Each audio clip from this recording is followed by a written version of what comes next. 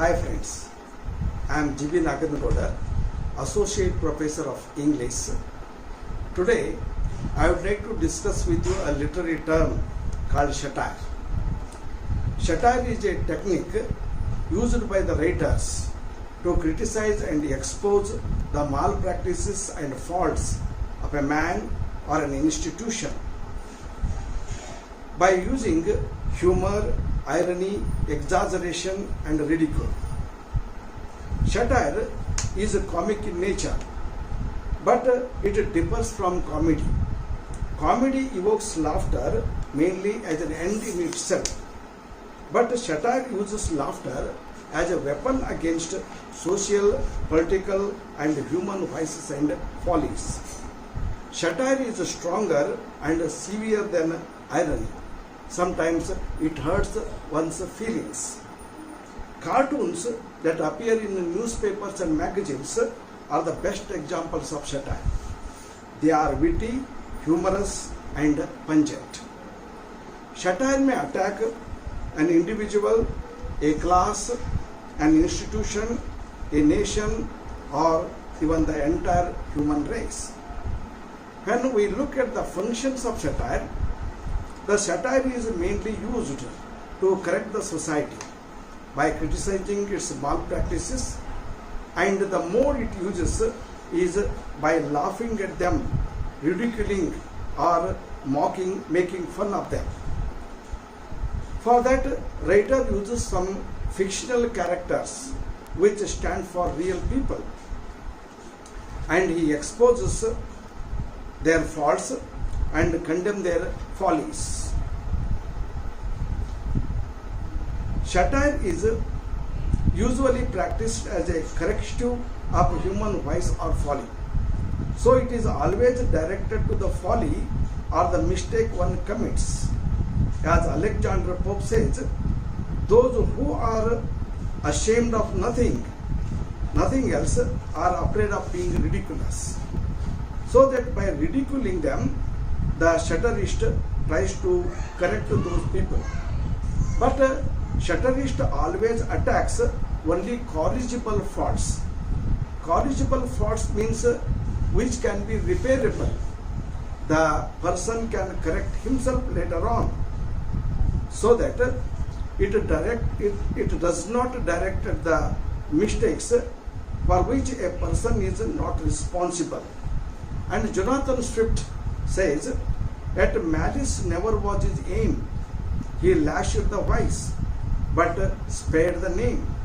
His satire points at no defect, but what all mortals may correct, so that only the mistakes that can be correctable, repairable, are satirized in literature. When we are looking at some of the best examples of satire, Shakespeare's Falstaff is mainly a comic character, but Malvolio in Twelfth Night is a satirist. His satire is directed against the famous hypocritical Puritan in the drama. John Dryden's Mac Flecknoe satirizes pretentious contemporary poet Thomas Shadwell, who was the friend of John Dryden, but later on he turned as his enemy. Jonathan Swift's Gulliver's Travels is a satire against 18th century English society. George Orwell's Animal Farm is a satire against communist philosophy. So also Mark Twain's Adventures of Huckleberry Finn is a satire against slavery that was practiced by Americans at the time. And these are few of the best satires. But still, we do have number of satires in literature. Broadly speaking, satire can be divided into two kinds. The first one is the direct satire, the second one is indirect satire. In a direct satire, the poet directly criticizes, directly speaks to the readers, whereas in indirect satire, we realize writer's intention after reading the story. And when we come to the types of satire, from ancient times to the modern times, The satire has three important types. The first one is Horatian satire, the second one is Juvenalian satire, and the third one is Menippean satire. In the first type, Horatian satire, we come to know that it is named after Roman satirist Horace, who lived in 35 BC. His satire is gentle humor, witty, and light-hearted mockery. Here, poet is not necessarily trying to change the society, but to entertain. And in Horatian satire, the writers use informal style of language. And the best example for Horatian satire is the Rape of the Lock, written by Alexander Pope. And the next type of satire is Juvenalian satire. It is also named after the Roman satirist Juvenal.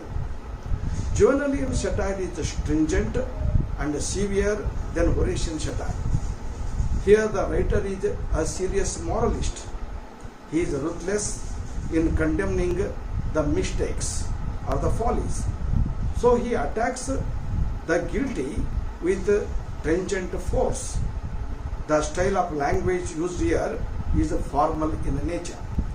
And the best examples of Juvenalian satire are Jonathan Swift's Gulliver's Travels and George Orwell's Animal Farm.